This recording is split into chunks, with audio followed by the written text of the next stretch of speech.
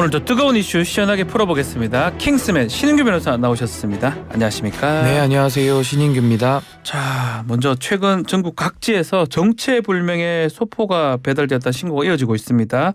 지금까지 2,000건 가까운 신고가 접수했다고 하던데 이 주문한 적이 없는 괴 소포가 전해진 거잖아요. 대체 정체가 뭡니까? 예, 최근에 이른바 노란 소포라고 불리는 그 물건이요. 전국 각지에 배달되면서 신고가 이어지고 있습니다. 시작은 울산의 한 장애인 복지시설에서 이제 기체 독극물이 든 것으로 의심이 되는 소포가 발견되면서부터 시작이 됐는데요. 네. 배달된 소포는 대부분 노란색이거나 검은색 봉투에 담겨져 있었고요. 립밤 등의 그 저렴한 물건이 무작위로 들어있거나 아예 비어있기도 했습니다. 지난 21일에는 명동 중앙우체국에서 비슷한 물건이 발견돼서 1,700여 명이 대피하는 소동이 일기도 했는데요. 지금도 신고가 계속되고 있는 가운데 접수 건수는 더 늘어날 것으로 전망되고 있습니다. 그러니까 주문하지 않는 물건을 아무에게나 발송한 뒤 수신자로 가정해서 상품 후기 올리는 이른바 브러싱 스캠, 이 가능성도 제기가 되고 있는데 지금 중요한 거는 위험 물질 혹시 들어있다면 그게 큰 거 아니겠습니까? 혹시 위험 물질 때문에 인한 피해 접수된 게 있나요? 예, 아직은 소포에서 독극물을 포함해서 유해 물질이 발견되지는 않았는데요. 가장 우려했던 무작위 테러 가능성은 낮은 것으로 보입니다. 자, 그렇다면 이 소포 어디서 어떻게 발송됐는지 좀 확인해야 되는데 전해진 바에 따르면 뭐 중화 포스터 이런 문구가 적혀 있다면서요. 예, 그 영문으로 중화 포스트라는 그 글씨가 쓰여 있고요. 네. 발신지로는 PO 박스 100-561-003777 타이페이 타이완이라는 영문이 적혀 있는데요. 지금까지 밝혀진 바에 따르면 주한 대만 대표부는 이 소포가 중국에서 최초 발송이 되어서요. 대만을 중간 경유한 다음에 한국으로 최종 도달된 것으로 밝혔습니다. 자, 중국에서 왔다. 자, 과거 이런 사례 해외에서도 있었던 것 같은데 미국, 캐나다 등지에도 비슷한 일이 있었죠? 예, 지난 2020년 7월에요. 미국과 캐나다 등에서도 중국에서 발송한 정체불명의 씨앗들이 잇따라 발견이 됐습니다. 소포 겉면에는 장난감, 보석 등이라고 적혀 있었는데요. 실제 내용물에는 일부 중국 온라인 쇼핑몰이 판매량을 늘리기 위해서 허위로 보낸 나팔꽃, 양배추, 장미 등의 씨앗들이 있었는데요. 소포 겉면에는 중국이나 대만 주소가 표시돼 있었다고 합니다. 브러싱 스캠이었던 것입니다. 아하. 자, 이거 수사는 어떻게 진행되는 겁니까? 우선은 경찰에서는 그 해당 물건들의 그런 성분에 대해서 좀 분석에 착수한 것으로 보이고요. 네. 아무래도 이제 중국과 대만 쪽을 경유해서 왔기 때문에 이제 국제 공조로서 수사가 진행될 예정입니다. 당시에도 생학 테러 가능성 거론되면서 논란이 되기도 했지만 브러싱 스캠이다 결론이 났습니다. 자, 그렇지만 각별한 주의가 필요할 것 같아요. 노란색 소포 또는 중화 포스터, 대만 이렇게 적힌 물건이 배달되면 개봉하지 마시고 바로 112로 신고를 하시면 좋을 것 같습니다. 자, 다음은 신림동 흉기 난동 사건입니다. 지난 21일 금요일 날 신림역 인근 골목에서 묻지마 흉기 난동 사건으로 한 명이 숨지고 3명이 중상을 입었는데요. 결국 그 피해자 조모 씨 구속됐네요. 예, 어제 오후에 피의자 조모 씨에 대해서는 도망의 우려로 이제 구속이 되었습니다. 네. 피의자는 너무 힘들어서 그랬다, 죄송하다, 반성하고 있다라고 밝혔는데요. 경찰의 조사 과정에서는 칼을 휘두른 것은 기억이 나지만 당시 피해자들이 무슨 옷을 입었는지 누구였는지는 모르겠다라고 밝혔고요. 내가 불행하게 살기 때문에 남들도 불행하게 만들고 싶었고 분노에 가득 차서 범행했다라고 진술한 것으로 전해지고 있습니다. 일단은 뭐 휴대전화 포렌식 통해서 경찰 조사 중인데 신림역이라면 유동인구가 많은 곳 중에 하나 아니겠습니까? 자, 이곳에 범행 지역으로 삼았다는 거는 혹시나 계획범죄 가능성이 있다고 봐야 됩니까? 예, 피의자가 밝힌 대로 뭐 상당히 분노에 가득 차 있다라고 밝혔는데요. 유동인구가 많은 곳, 특히 불특정 다수를 대상으로 한 범행이라는 점에서 이것은 계획적인 범행일 가능성이 매우 높다 이렇게 보여지고요. 또 범행의 방식도 상당히 좀 끔찍한 방법들을 썼기 때문에 좀 엄벌을 피하기가 어려울 것 같습니다. 지금 말한 것처럼 범행이 굉장히 잔인하고 악의적이다라고 볼 수 있는데 이 범행, 조 씨의 범행 어떤 유형이라고 볼 수 있는 겁니까? 예, 전문가들의 분석에 따르면요. 이른바 묻지마 범죄 중에서도 만성 분노형 가능성에 무게를 두고 있습니다. 그 이유는 이제 만성 분노형의 경우에는 범죄자의 90% 이상이 전과가 있거나 전과의 대부분도 이제 폭력이나 상해와 연관이 되는데요. 실제로 피의자 조모 씨는 이제 과거에 폭행 등 범죄 전력 3회와 그 외 소년부로 송치된 수사 경력 자료가 14건에 달하는 것으로 나타나 있습니다. 자, 이러한 묻지마 폭행 흉기 난동 사건 빈번히 발생하고 있습니다. 이거 법적으로 어떻게 처벌받게 됩니까? 예, 우선은 지금 여러 가지 행위가 이제 순차적으로 이루어졌는데요. 우선은 그 돌아가신 분이 계시기 때문에 살인죄가 당연히 적용이 될 것이고요. 또 위험한 물건을 이용을 해가지고 이제 폭행 또는 상해에 이르게 했기 때문에 이건 특수상해로 또 처벌을 받을 것으로 보입니다. 자, 한편 사고 발생 당시 사진과 영상들이 온라인을 통해서 퍼지고 있어요. 뭐 잔인한 장면이 그대로 지금 노출된 건데 이것도 법적으로 문제가 되나요? 유포하는 거? 예, 우선은 그 피의자의 그 얼굴을 공개하기 위해서는요. 특정 강력범죄 등의 처벌에 관한 특례법에서 8조 2에 규정한 피의자의 얼굴 등 공개 조항이 있습니다. 여기에 따르면은 범행 수단이 잔인하고 중대한 피해가 발생한 특정 강력범죄 사건이어야 하고요.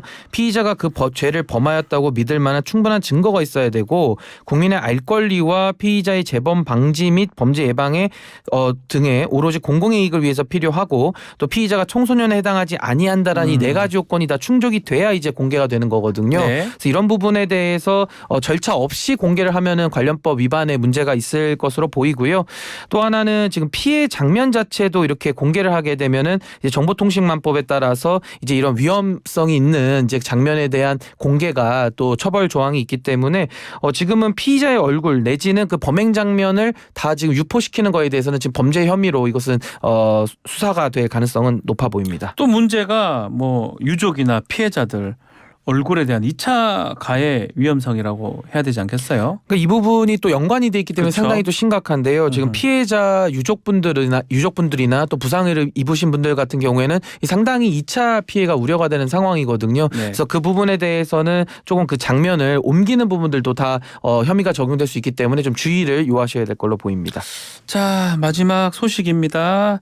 자, 서울 서초구에 있는 초등학교에서 극단적 선택을 한 교사, 사회적 파장이 커지고 있는데 교사들 또 시민들의 추모 행렬이 이어지면서 주말 사이에 전현직 교사들 집회가 있었네요. 여파가 지금 상당한 것 같습니다. 예, 전현직 교사 그리고 예비 교사들도 함께 나서서 이제 서희초 교사 추모 및 진상규명 촉구 집회에 이제 다 참석을 한 건데요. 이 자리를 통해서 이제 교사의 생존권 보장과 이제 서희초등학교 사건 진상규명 대책 마련 등을 요구했습니다. 자, 한편 이번 서희초 교사 극단적 선택을 계기로 이 추락한 교권 이 회복을 위한 움직임 이게 커지고 있는 분위기 같아요. 예, 지금 뭐 사실 이 교사들의 그 처우 문제 내지는 학교에서 그 공교육이 이루어짐에 있어서 지금 굉장히 지금 교권이 무너졌다라는 평가가 지배적이거든요. 네. 그래서 이번 사건도 사실은 더 조사는 해봐야겠습니다만은 또 학부모들의 그런 뭐 과도한 악성적인 그런 민원 제기까지 포함을 해서 지금 굉장히 교사들이 지금 수업을 하기가 상당히 좀 어려운 것으로 보입니다. 그래서 이 부분에 대해서 정치권에서 뭐 전 정권 탓, 뭐 진보 교육감 탓 내지는 서로 니탓내탓 공방할 것이 아니라 어떻게 학생의 인권을 보장하면서 또 교사들의 교권까지 함께 증진시켜 나갈 것인지 거기에 대해서 좀 지혜를 모아야 될 것으로 보입니다. 그 부분 같아요. 무엇보다도 현재 학생 인권 보호 우선하다가 교권이 침해됐다 이런 여론이 형성되고 있는 것 같습니다. 자, 이런 배경에 학생 인권 조례 원인이 됐다는 지적도 있는 것 같은데 자, 교육부가 교권이 위축된 부분 대책 마련에 나서겠다는 입장을 밝혔는데요. 앞으로 어떤 변화가 있을까요? 예, 학생인권 조례는 2010년도에 경기도교육청에서 처음 제정이 되었고요. 이후에 17개 시도 교육청 중에서 서울을 비롯한 6개 교육청에서 현재 제정이 돼서 시행이 되고 있습니다. 네. 그래서 지금은 이제 교육부가 이제 뭐 이 사건에 대해서 심층적인 조사를 먼저 해야 될 걸로 그렇죠. 보이고요. 이제 교권에 대해서 이제 여러 가지 그 대안책들을 마련을 해야 될 것이고 교사들을 특별히 보호하기 위해서도 이제 어떤 조치들이 필요할지 좀 연구가 필요해 보입니다. 자, 이번 서희초 교사의 극단 선택 계기로 학부모 교사 간의 대면을 차단한다든지 생활지도 전담교사제 도입 등 여러 방안이 나오고 있는데 얼마나 현실성이 있을지 또 현재 교권이 요구하는 바는 또 무엇인지 현직 교사 전화 연결해서 자세하게 들어보는 시간을 가져보겠습니다. 킹스맨 신은규 변호사는 오늘 여기까지 하겠습니다. 감사합니다. 네, 감사합니다. 앞서 얘기 나눈 대로 교권 회복을 향한 전현직 교사와 동료들의 목소리가 높아지고 있습니다. 교권 침해의 실상과 이를 보호할 수 있는 현실적 조치는 무엇일지 최근 SNS에 대한민국 모든 학교가 무너지고 있습니다라는 글을 남긴 천경호 실천교육교사 모임 회장 겸 현직 교사 연결해서 이야기 들어보겠습니다. 나와 계십니까? 네, 천경호입니다. 네. 자, 최근 교권 침해 관련된 사건들이 연일 발생하고 있는데요. 새내기 교사 학교 교실에서 극단적 선택을 했던 것 부분, 또 한 교사는 6학년 학생에게 폭행을 당했습니다. 자, 교사 인권을 둘러싼 문제가 다시 불거지고 있는데 현직 교사이자 또 동료로서 어떻게 보고 계십니까? 네, 이런 일들은 이미 오래전부터 있었습니다. 학교장을 가장 먼저 만나야 하는 외국과 달리 네. 학교 단위 혼자 학생 보호자 수십 명의 민원을 직접 응대하는 시스템은 과거에도 지금도 변하지 않았으니까요. 다만 학교폭력 및 교권 침해 사안에 대한 생기부 기록이 더해지면서 잘못을 인정하지 않고 사과하지 않는 보호자가 교사의 교육활동을 녹음해서 아동학대를 신고하겠다고 협박하는 등의 사례가 증가해왔기 때문에 저희들도 위와 같은 일이 벌어질지 모른다는 생각을 늘 갖고 있었습니다. 아하. 근본적 원인은 그러면 그 두 가지라고 보시는 겁니까? 네, 앞서 말씀드린 바와 같이 학교장이 아닌 학급 담임 교사가 학생 보호자 수십 명의 민원을 직접 응대하는 시스템, 그리고 또 하나는 다수의 공개된 장소잖아요, 교실이. 그렇죠. 이곳에서 행해지는 교사의 정당한 교육 활동이 맥락과 관계없이 부분적인 말과 행동만 발췌돼서 마치 밀폐된 공간에서 가해지는 가정 내 아동학대 행위와 유사한지를 여부를 판단해서 무분별한 아동학대 고소고발로 이어지게 만든 점, 이 두 가지가 아닌가 저는 생각합니다. 자, 극단적 선택으로 인해서 추모 행렬 함께 교권 회복을 위한 집회도 이어졌습니다. 어떤 점이 교사들을 움직이게 했다고 보십니까? 내가 혹은 또 내 옆반 선생님이 비슷한 사례를 이미 경험해 왔다는 점, 또는 나도 그와 같은 생각을 한 적이 있었다는 점, 그리고 무엇보다 교실에서 내 아이들을 열심히 가르치는 것만으로 지금의 현실을 바꿀 수 없겠다는 깨달음이 여러 선생님을 한자리에 모이게 하지 않았나 생각합니다. 선생님도 추모 그 집회에 가셨습니까? 아니요, 가지 못했습니다. 연이은 일정이 있었고 또 참석하면 마음이 너무 흔들릴 것 같았습니다. 혹시 무엇이 문제이고 어떤 해결책이 필요한지 현장의 목소리로 가장 잘 이야기하는 것이 저희 대표이자 동료 교사로서 돌아가신 선생님을 추모하는 방식이어야 한다고 생각하기도 했고요. 네.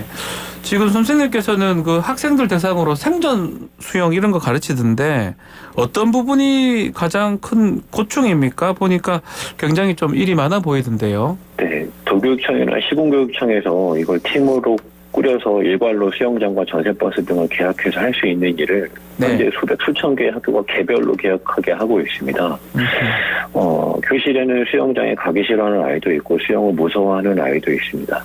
이런 아이들이 방과 후에 교실에 남아서 저와 이야기하려고 해도 날마다 이어지는 업무나 회의로 인해서 가정으로 돌려보내야 할 때가 많습니다. 그러면서 사실 업무에 점차 익숙해져서 아이들이 부담스러워지려 할 때가 있다는 점이 교사로서 가장 큰 고충이 아닌가 싶습니다. 그렇군요.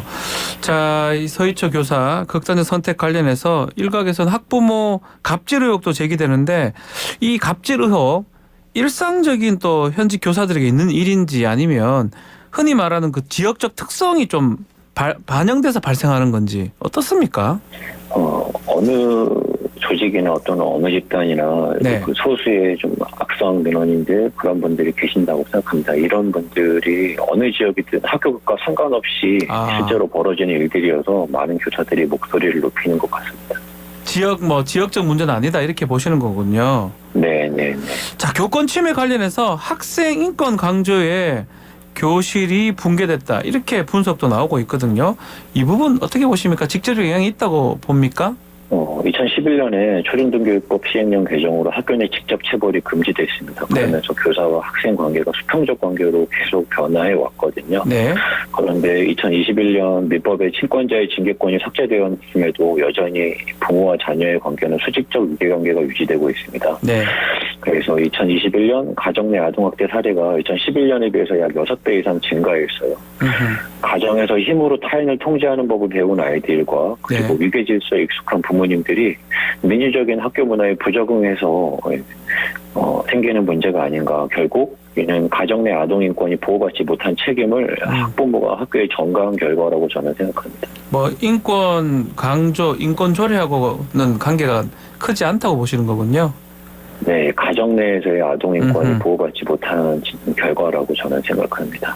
그 앞서 SNS에 교권 관련해서 글 중에 사회가 일으킨 문제를 학교가 책임지게 하는 방식 이렇게 썼던 대목이 눈에 띄는데 교육 시스템 지적을 하시는 겁니까?